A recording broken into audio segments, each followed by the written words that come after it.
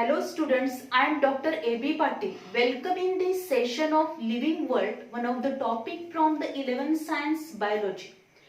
In this lecture second, we already discussed in the previous lecture, that is in first lecture, that is what are the different criteria which are used to differentiate between the living and non-living things. As well as we discuss about some taxonomical aids, that is the herbarium and the botanical garden. So already we discussed about the herbarium, that is how the herbarium technique which is used, that is how the plants are preserved by this herbarium technique, and how this herbaria, the number of herbaria which are preserved in the various institutes which play very important role for the taxonomical study, which also play very important role for the study of the morphological characteristics of that plant, as well as it play very important role in the taxonomic investigation. So also we discussed about the botanical garden in previous lecture. In this lecture, we will discuss about the different points, some taxonomical aids, as well as we discuss about the conservation of biodiversity. Already we know that biodiversity means it is the degree of variation of life forms in an ecosystem.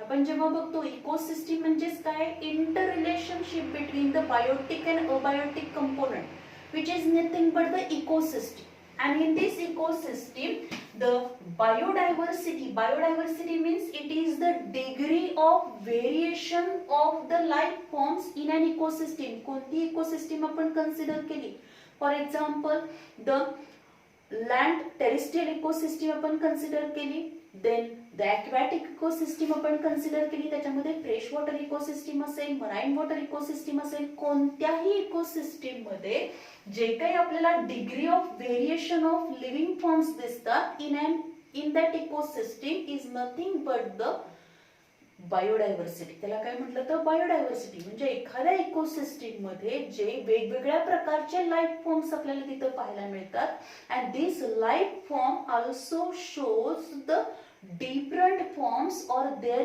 is a diversity in that life form is nothing but the biodiversity. म्हणजे एखादी ecosystem आपण study करतो तेव्हा त्या ecosystem मध्ये अगदी microbes पासून autotrophic, heterotrophic, all these organisms which shows the variation, means various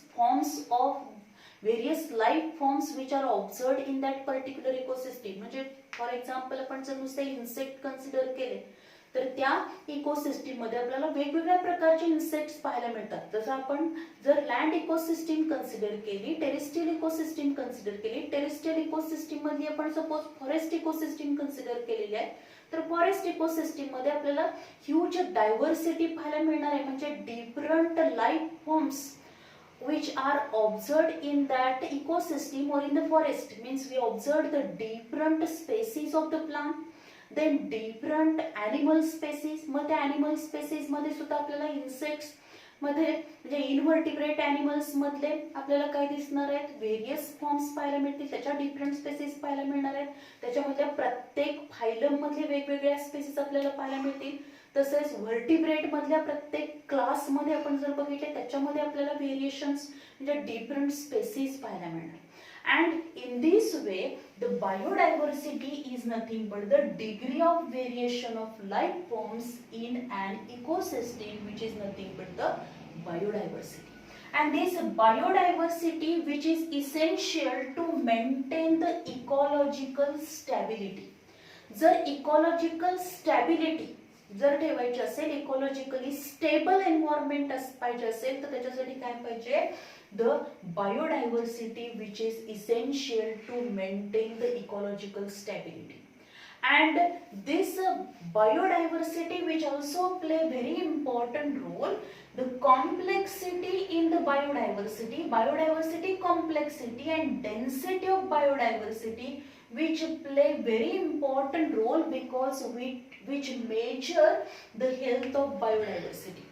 जेवढी बायोडायव्हर्सिटी मध्ये आपल्याला कॉम्प्लेक्सिटी पाहायला मिळेल किंवा त्याची डेन्सिटी जेवढी जास्त असेल, मीन्स थिक बायोडायव्हर्सिटी असेल, this area which is a particular area which is rich in biodiversity, जेवढा तो एरिया हा बायोडायव्हर्सिटीनी रिच असेल, म्हणजे त्याच्यामध्ये different plant species, different animal species which are present in a particular spot or this area which is rich in biodiversity, then which is beneficial for the, or which measure the health of biodiversity and which maintain the ecological stability.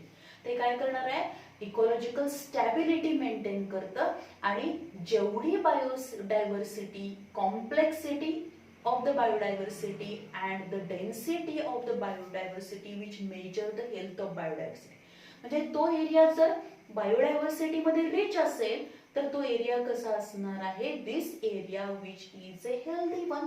As ecologically तो कसा आहे, healthy आहे, कारण तिथे वेगवेगळ्या प्रकारच्या species आहेत, वेगवेगळ्या प्रकारच्या प्लांट स्पेसीज आहेत, ॲनिमल स्पेसीज आहेत, and in between these plants and animal species as well as in their surrounding environment there is a interrelationship between these biotic abiotic components as well as autotrophic and heterotrophic organisms, and due to which whole this ecosystem which is a stable one.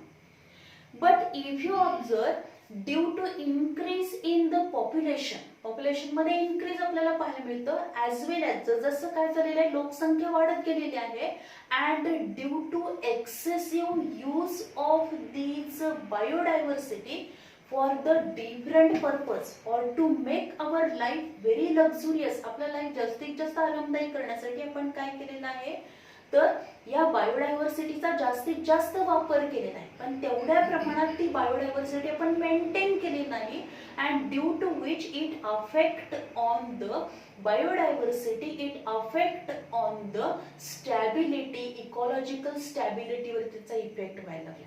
म्हणजेच density of the biodiversity which can be decreases as well as due to the overpopulation and the overuse of the natural resources, the biodiversity area, the areas which are rich in biodiversity, their biodiversity which can be decreases, the plant species number which can be decreases, as well as some plant and animal species, they become rare, endangered, vulnerable. म्हणजे continuously जर आपण natural sources वापरत गेलो, continuously आपण जर plants, काही plants मध्ये medicinal properties आहेत म्हणून त्या कंटिन्युअसली ते प्लांट्स आपण कट करत गेलो आणि तेवढ्या प्रमाणात त्या स्पेसीसचे आपण नवीन प्लांट्स कल्टिवेट नाही केले तर काय होणार आहेत, some medicinal plants which become rare or some become extinct. असे बरेचसेच प्लांट्स, ॲनिमल स्पेसीज जे आहेत ते कसे झालेत, पूर्णपणे काय झालेले आहेत, नाहीसे झालेले आहेत, एक्सटिंक्ट झालेत. आणि काही कसे आहेत, this become endanger, means which are on the way of extinct. जर त्यांना आता आपण प्रोटेक्शन नाही दिलं तर ते काय होणार आहेत, they become extinct. And the some are rare, काही रेअर झालेले आहेत त्यांना पण प्रोटेक्शन नाही दिलं तर ते काय होतील, इंडेंजर होतील.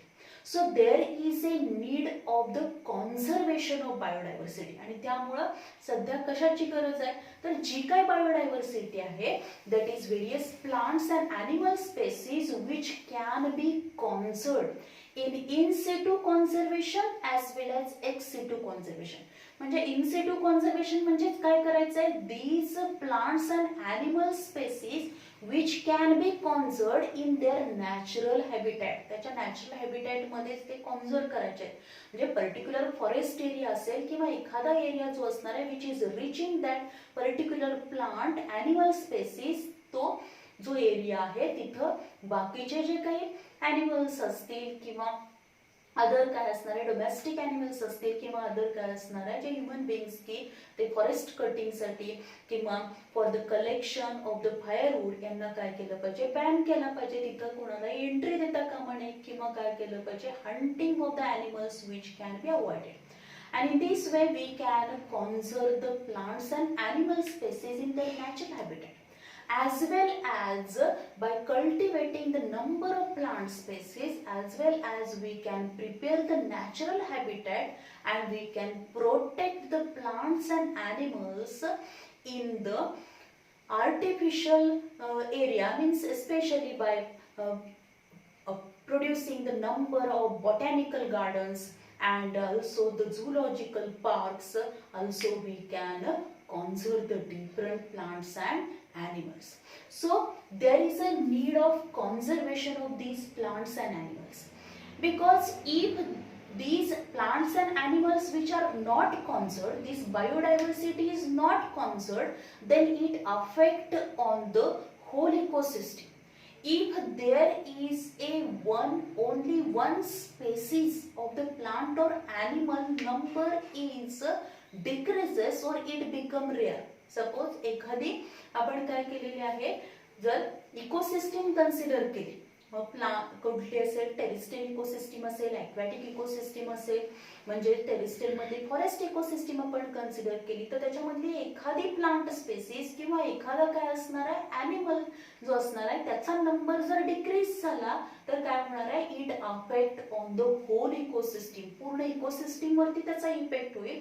म्हणजेच काय असणार आहे, हे सगळे इकोसिस्टीम मधले जे काही बायोटिक अबायोटिक कंपोनेंट्स असणार आहेत किंवा हे जे काही प्रोड्युसर्स असतील, प्रोड्युसर्स त्यानंतर काय असणार आहे, मीन्स हार्बिवोरस टू कार्निवोरस, ऑमनिवोरस, मग त्या कार्निवोरस मध्ये primary consumers, secondary consumers, tertiary consumers, हे सगळे काय असणार आहे, त्या प्रोड्युसर्स वरती डिपेंड आहे.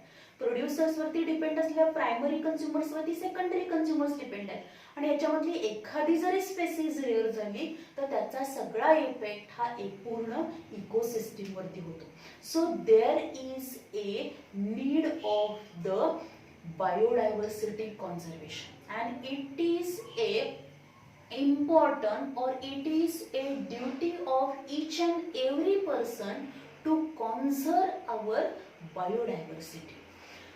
Then we discuss about the some taxonomical aids. In previous lecture we already discussed about the two taxonomical aids, and these are nothing but the botanical garden and herbarium. That is different, how these different herbaria which are prepared by this herbarium technique. In this lecture we discuss about the some taxonomical aids. First one, which is nothing but the museum. Museums which are present in different institutes, that is educational institutes, then also they are present in the different universities, colleges, other the educational institutes, then the research institute where the museums are present. And in these museums, the museum, it is a place where the collection of the preserved plants and animal species are kept.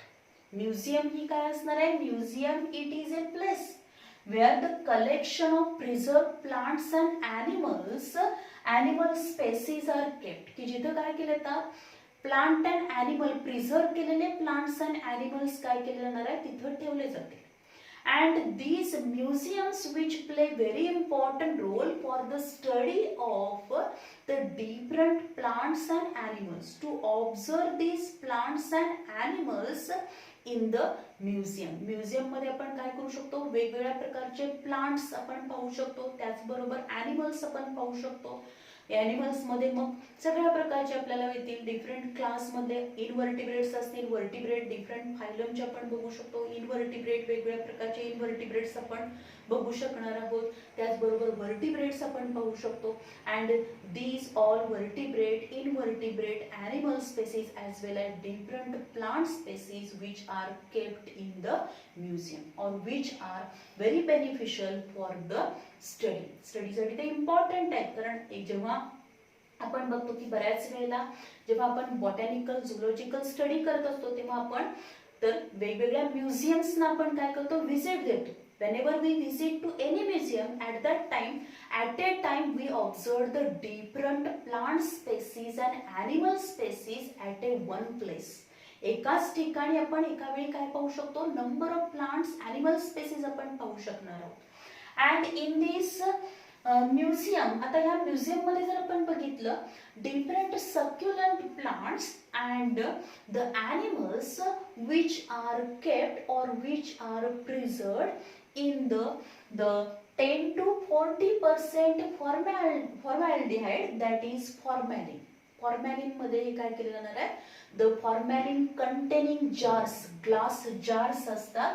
आपण बरेचशाच ज्या काही botany आणि झुलॉजीच्या labs आहेत त्या labs मध्ये आपण बघतो की अशा पद्धतीने काय असतात, ते असे हे जार्स असतात. आणि या जार्स मध्ये काय केलेले असतात, तर प्लांट्स अँड ॲनिमल्स ठेवले असतात. फॉर एक्झाम्पल जर आपण इथं बघितला, हा एक फिश ठेवलेला आहे समजा, या पद्धतीने काय केले जाणार, तर प्लांट्स, ॲनिमल्स स्पेसीज जे असणार आहेत which are kept in the glass jar. Glass jar मध्ये असे हे ठेवले असतील. आणि हा ग्लास जार काय असणार आहे, दिस ग्लास जार कंटेनिंग फॉर्मॅलिन. फॉर्मॅलिन मध्ये हे काय केले जाणार आहे, प्रिझर्व करून ठेवले जाणार आहेत. बरेच वर्ष आपण ते काय करू शकतो, फॉर्मॅलिन मध्ये ठेवले तर ते आहे तसेच ॲनिमल्स राहणार आहेत. किंवा सक्युलंट प्लांट सुद्धा काय केले जातात, these the plants which are not preserved by the herbarium technique, because these plants are succulent one, these plants which are also preserved in the these glass jar containing formalin. म्हणजे किंवा प्लांटचे असेही काही parts आहेत, succulent thick parts असतात, काही fruits असतील किंवा रूट्स असणार आहेत, सक्युलंट ट्युबरस रूट्स असतील, which are also kept in these formalin, means in the glass jar containing the formalin, and we can preserve the number of plants as well as the different animals. Then some animals, that is large animals like some birds and mammals which are preserved by the, means they are stuffed and preserved, and this science which is nothing but the taxidermy. त्याला काय म्हटलं तर taxidermy. Taxidermy, this technique which is used for the large animals, especially the birds and mammals, which can be preserved by the stuffing and preserve these animals, and this science which is nothing but the taxidermy. म्हणजे काय केलं जाणार आहे, एखादा animal, mammals असतील, birds असतील, ते आहे तसे आपल्याला प्रिझर्व केलेले दिसतात, पण त्याच्यामधलं काय केलं जाणार आहे, इंटरनली बाहेरचं स्ट्रक्चर आहे तशी स्किन, किंवा त्या स्किन वरती समजा आता बर्ड्स आहेत तर फिदर्स प्रेझेंट असणार आहेत, त्याचे जे काही विंग्स असतील, फिदर्स असतील, ते सगळे तसेच ठेवणार आहेत. आणि आतलं जे काही त्याचं पूर्ण हे जे असणार आहे, इंटरनल जे आहे ते पूर्ण सगळं काढलं जातं, त्याचे जे काही इंटरनल ऑर्गन्स आहेत ते रिमूव्ह केले जातात आणि त्याच्यामध्ये स्टफिंग केलं जातं, भुसा ते भरला जातो आणि त्याच्यामध्ये त्यानंतर काय केलं जातं, ड्राय स्टफ करून असे ॲनिमल्स ठेवले जातात. त्या टेक्निकला काय म्हटलं तर that is these animals are stuff and preserved, and this is nothing but the taxidermy. या टॅक्सिडर्मी वरती पण क्वेश्चन आपल्याला विचारला जातो. When large animals like birds and mammals, they are stuffed and preserved in the museum, this technique is known as taxidermy. त्याला taxidermy म्हटलं जातं. आणि रिमेनिंग बरेचसेच इनव्हर्टिब्रेट्स आपण बघतो, ते इनव्हर्टिब्रेट्स असतील किंवा काही रेप्टाइल्स आहेत, त्याचबरोबर सम फायसस आहेत, as well as these are preserved in the glass jar in the formalin. Then if you observe in the insects, आता insects preserve करताना काय केलं जाणार आहे, these insects are collected and these insects are dried and pinned in the insect box. जे काही insect box असतात असे इन्सेक्ट बॉक्स आहेत, त्या इन्सेक्ट बॉक्स मध्ये हे ड्राय केलेले इन्सेक्ट जे असणार आहे, these insects which are kept, हे इन्सेक्ट जे असणार आहेत ते इन्सेक्ट्स काय केले जातात, ड्राय केले जातात. आणि हे इन्सेक्ट जे असणार आहेत तसे हे इन्सेक्ट्स काय केले जातात, these insects which are kept in the insect box. Insect box मध्ये हे ड्राय केलेले इन्सेक्ट काय केले जाणार आहे, dry insects which are pin, म्हणजे ह्या इन्सेक्ट बॉक्स मध्ये असे हे वेगवेगळे इन्सेक्ट पिन्सनी काय केले जातात, फिक्स केले जातात आणि त्या इन्सेक्ट बॉक्स मध्ये हे इन्सेक्ट आपण प्रिझर्व करू शकतो आणि डिफरंट इन्सेक्ट्स आपण म्युझियम मध्ये ऑब्झर्व करू शकतो. Along with all these, also in the museum we also observe the collection of different shells as well as the skeleton of animals. वेगवेगळ्या animalचे skeletons पण museum मध्ये काय केले जाणार आहे, they are preserved and they are kept in the museums for the study. skeletal study जर असेल त्याचा आपल्याला बोनचा स्केलेटनचा स्टडी करायचा असेल वेगवेगळ्या अॅनिमलचा किंवा त्याचे स्केलेटन कशा पद्धतीचा आहे हे पण आपण म्युझियम मध्ये ऑब्झर्व करू शकतो. Because in museum also there is a collection of shells, then skeleton of animals, also there is a collection of different eggs पण collection केलं जाईल. So in this way also there is a collection of different seeds, वेगवेगळ्या प्रकारचे seeds जे असतात त्या सीड्सचं पण collection इथं आपण बघू शकतो. So museums which play very important role and it is the reference hub of the biodiversity studies. हे काय आहे, एक रेफरन्स हब आहे. Reference hub means it is A reference centre आहे, केंद्र आहे ते की जिथे आपण काय करू शकतो तर बायोडायव्हर्सिटी स्टडी करू शकतो. Means with the help of the museum we can study the huge biodiversity of the plants and animals. Huge biodiversity आपण स्टडी करू शकणार आहे. वेगवेगळ्या प्रकारचे प्लांट्स ॲनिमल्स कसे आहेत ते वेगवेगळ्या प्रकारचे प्लांट्स ॲनिमल्स आपण या म्युझियम मध्ये बघू शकतो. म्हणून ह्याला काय म्हटलं आहे, it is a reference hubs of the biodiversity studies. Then we discuss about the next taxonomical aid which is nothing but the zoological parks. Zoological parks is the place in which the wild animals are kept in the captivity. In captivity means zoological parks म्हणजे काय आहे, असं एक ठिकाण आहे की जिथं काय केलं जाणार आहे, these wild animals which are kept in the कॅपिटिव्हिटी.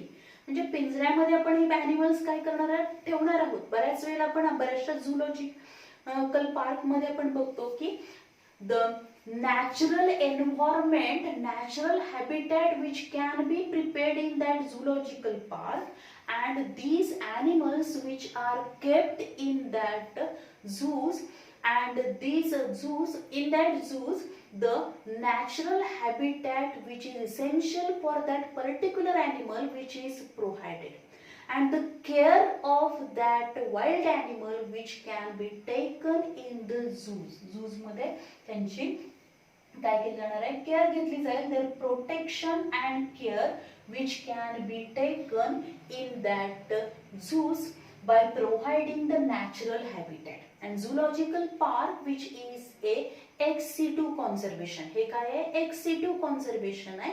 Means in a zoological park or in zoos we observe the different wild animals of the different habitat at a one place. एका ठिकाणी आपण काय करू शकतो, वेगवेगळ्या प्रकारचे वाईल्ड ॲनिमल्स आपण काय करू शकणार आहोत, तिथे बघणार आहोत. डिफरंट बर्ड्स आपण तिथे बघू शकतो. हे सगळे काय केले जाणार आहेत, these are kept in a one place or they are kept in the captivity and the protection and care which can be taken in the natural by providing the natural habitat to these animals.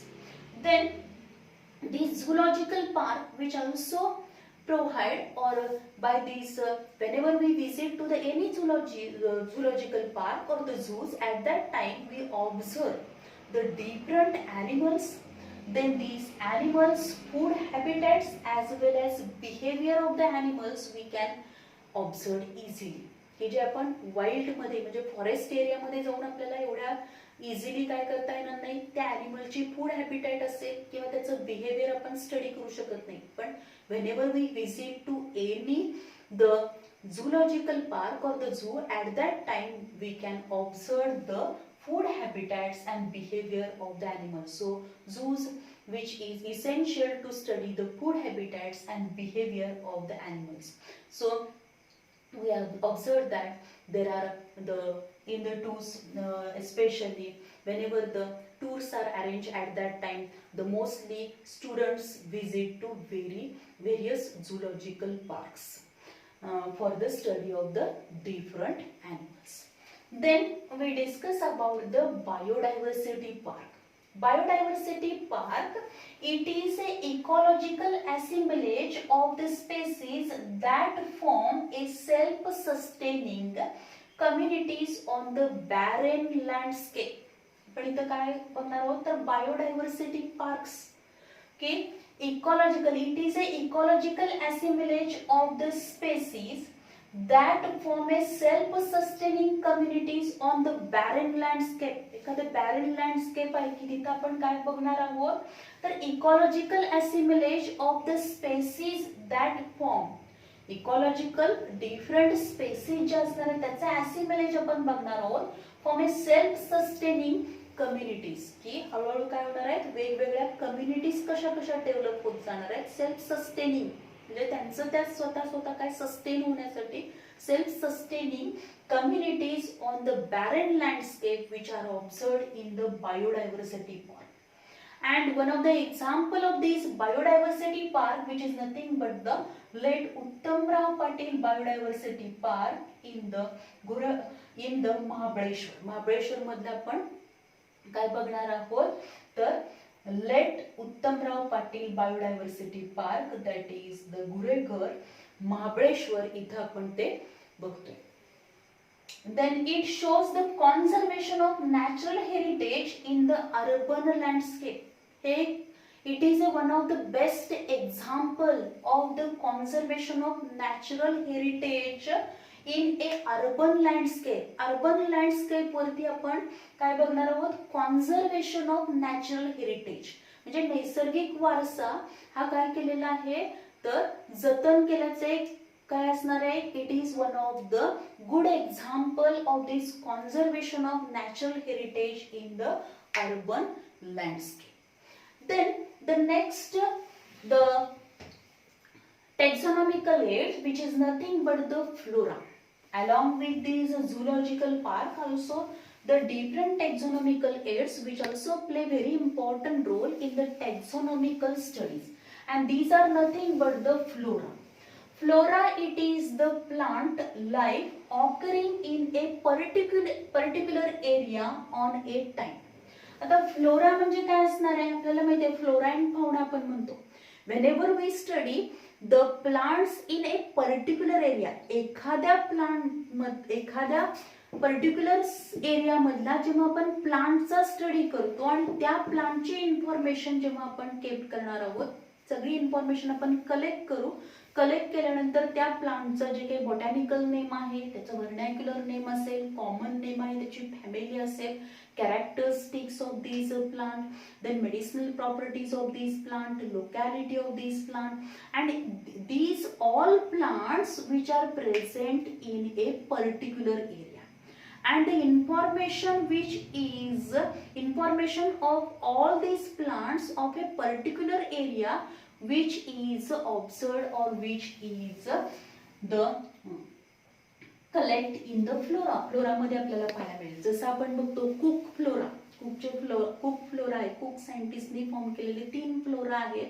त्या 3 flora वरून आपण बरेचसेच काय करणार आहोत तर इंडियामध्ये बरेचसेच plants आपण काय करू शकतो या फ्लोराच्या सहाय्याने आयडेंटिफाय करू शकतो. म्हणजे जेव्हा आपण एखादं प्लांट बघणार आहोत तर ते प्लांट कोणत्या फॅमिलीमध्ये येणार आहे त्याची स्पेसिस कोणती आहे जीनस कोणता आहे फॅमिली कोणती आहे त्याचे कॅरेक्टर्स काय आहेत हे कॅरेक्टर्स वरून हळूहळू आपण काय करणार आहोत ते प्लांट आयडेंटिफाय करणार आहोत. आणि ते कशाच्या सहाय्याने आपण आयडेंटिफाय करू शकतो फ्लोरा म्हणजे हे काय टॅक्सॉनॉमिकल.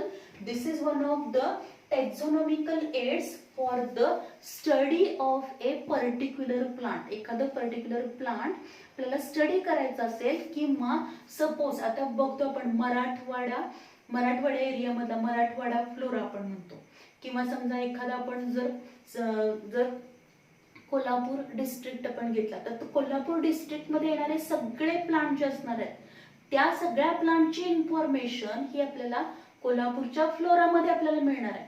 म्हणजे it is the plant life occurring in a particular area on a time. This is nothing but the flora. Then next one, दुसरा जो आहे, this is nothing but the monograph. Monograph any one selected biological group. Monograph, it is a taxonomical aid which include the information of the any one selected biological group or one taxon. या monograph याच्या नावामध्येच आहे, mono means one, monograph. मोनोग्राफच्या नावावरूनच आपण लक्षात ठेवू शकतो. It gives the information of any one selected biological group. आपण एखादा बायोलॉजिकल ग्रुप सिलेक्ट केला किंवा आपण एखादा काय केलाय, वन टॅक्झॉन सिलेक्ट केलेला आहे, तर त्याची सगळी इन्फॉर्मेशन आपल्याला कशामध्ये मिळणार आहे, त्या पर्टिक्युलर मोनोग्राफ मध्ये मिळणार आहे. म्हणजे त्या बायोलॉजिकल ग्रुपच्या मोनोग्राफ मध्ये त्याची सगळी इन्फॉर्मेशन आपल्याला मिळेल. Then manuals which are useful in providing the information for identification of the names of the species found in an area. एखाद्या एरिया मधले जे काही वेगवेगळ्या स्पेसीज आहेत त्या स्पेसीजचं म्हणजे युजफुल फॉर प्रोव्हाइडिंग इन्फॉर्मेशन, ते काय करणार आहेत, आपल्याला इन्फॉर्मेशन प्रोव्हाइड करतील की ज्या इन्फॉर्मेशनचा उपयोग आपल्याला कशासाठी होणार आहे, for the identification of the species found in that area. त्या एरियामध्ये ज्या काही वेगवेगळ्या प्रकारच्या स्पेसीज आपल्याला पाहायला मिळतात, प्लांट स्पेसीज, ॲनिमल स्पेसीज ज्या असतील, त्याची सगळी इन्फॉर्मेशन की ज्या इन्फॉर्मेशन म्हणून आपण ते प्लांट तो काय करणार आहोत, ती स्पेसीज आपण आयडेंटिफाय करू शकतो, त्याला म्हटलं जातं मॅन्युअल्स. त्याला काय म्हटलं जातं, manuals. Manuals useful in providing the information for identification of names of the species found in an area.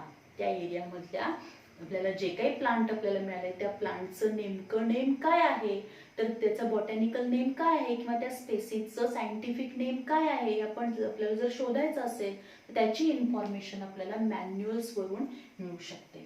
Manuals वरून आपण ते प्लांट आयडेंटिफाय करू शकतो. Then key is used for the identification of the plants and animals based on the similarities and dissimilarities or differences.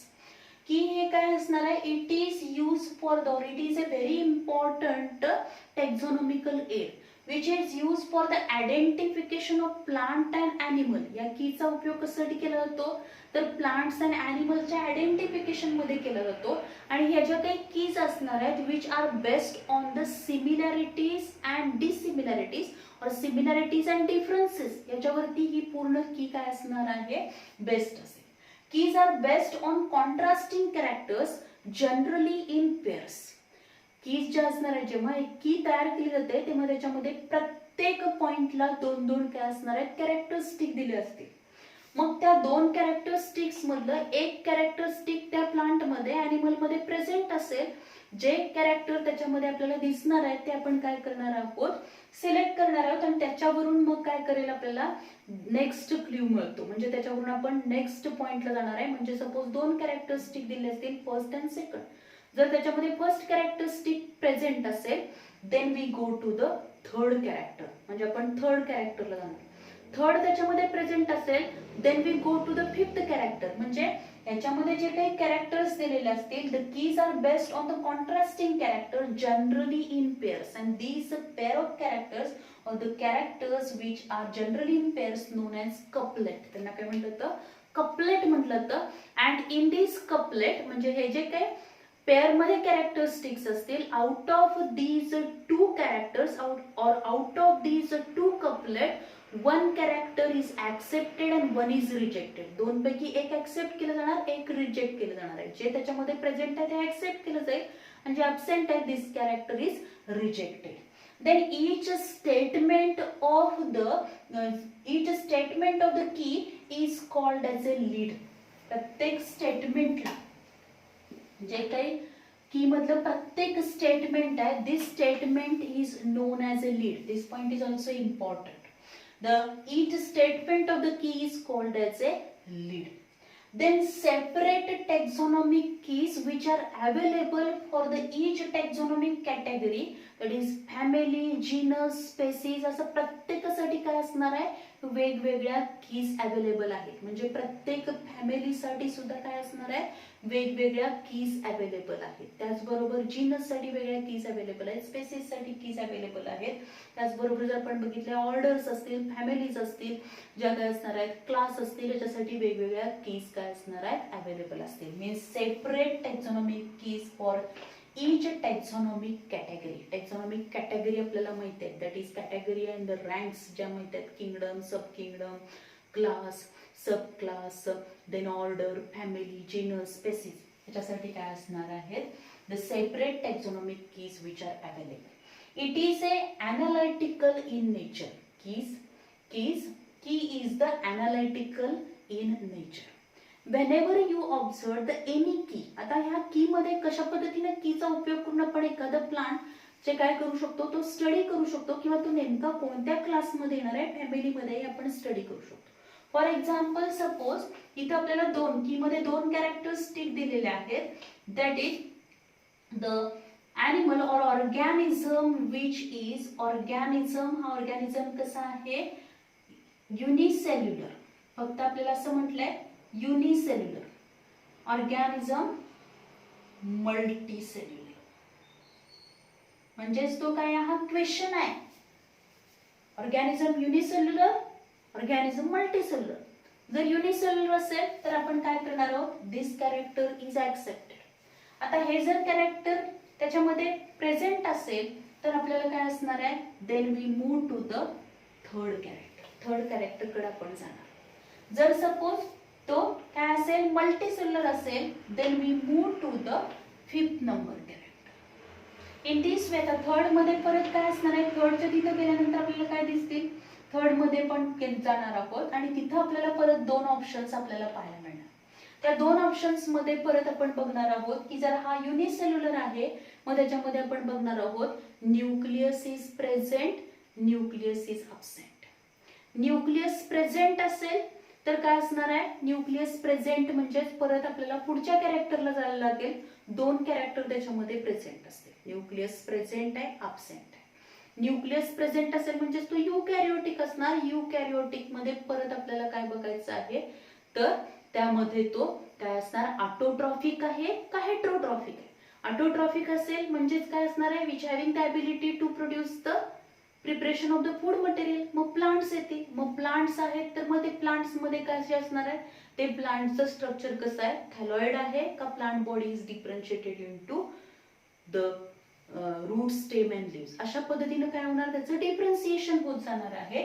Multicellular आहे, समजा multicellular आहे तर multicellular आहे, मग त्याच्यामध्ये परत काय येतील, दोन कॅरेक्टरिस्टिक्स येतील. मल्टीसेल्युलर असेल तर मग तो काय असणार आहे, ऑटोट्रॉपिक. हेट्रोट्रॉपिक आहे, ऑटोट्रॉपिक हेट्रोट्रॉपिक. समजा हेट्रोट्रॉपिक आहे, ॲनिमल्स असतील तर ॲनिमल्स मध्ये परत काय असणार आहे, परत पुढचे दोन कॅरेक्टरिस्टिक आपण बघणार आहोत.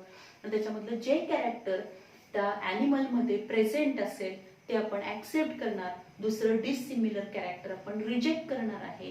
सिमिलर कॅरेक्टर वरून आपण परत नेक्स्ट पॉइंटला जाणार आहोत. नेक्स्ट पॉइंट मध्ये परत आपल्याला कपलेट दिसतील, the character which is observed in that particular animal which is accepted, other character is rejected. In this way we reaches up to the name of the family or the genus of that particular plant or animal species. So key play very important role, or key is used for the identification of the plant and animals based on the similarities and differences. यावरती पण आपल्याला question विचारला जाऊ शकतो. Dash dash is use for the identification of the plant and animals based on the similarities and differences. की किंवा असाही question विचारला जाऊ शकतो, व्हॉट इज की, किंवा the which one of the following taxonomical aid which is useful for the identification of the plants and animals based on the similarities and differences. This is nothing but the key. त्याला काय म्हटलं तर की. So in this way here we completed the first chapter, that is the living world. And in this living world you remember the different taxonomical aids. The questions are asked related to these taxonomical aids. Also you remember the first point, that is what are the different criteria which are used to differentiate the living and non-living things. as well as you also remember the different points, that is the what is the difference between this flora, monograph, manual, key. These points are very important for your NEET exam, as well as you can also remember the zoological parts, botanical gardens, then techniques, herbarium technique, the steps of herbarium techniques. These points are very important for your NEET and the theory exam. So in this way, here we completed the first chapter, that is the living world. Thank you very much.